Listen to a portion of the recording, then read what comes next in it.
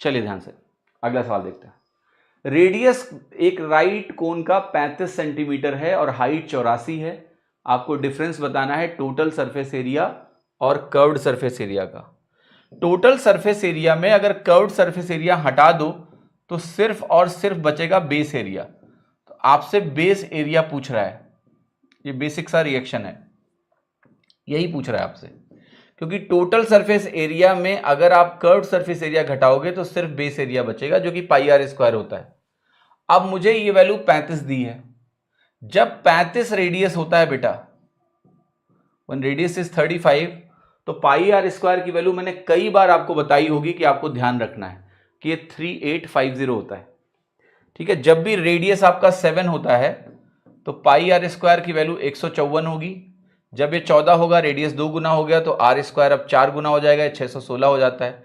अगर ये वैल्यू 21 हो जाए यानी ये 3 गुना, तो ये 9 गुना हो जाता है।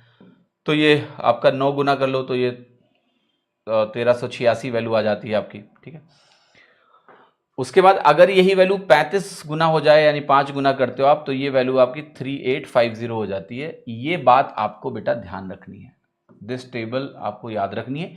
इवन यहां पर जो 2 पाई आर की वैल्यू होती है वो तो खैर आसान है, ये 44 होती है, यहाँ पर 88 हो जाता है, यहाँ पर ये 132 हो जाता है, और ये आपका 88 का डबल हो जाता है 176, right.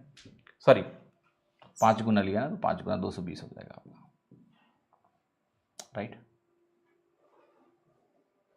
These value should be known, क्योंकि एग्जाम में फिर आप जल्दी से लिख पाओगे। अब यहाँ पाई आर स्क्वायर है, 35 रेडियस है, तो ये केस है 3850 आपका आंसर है।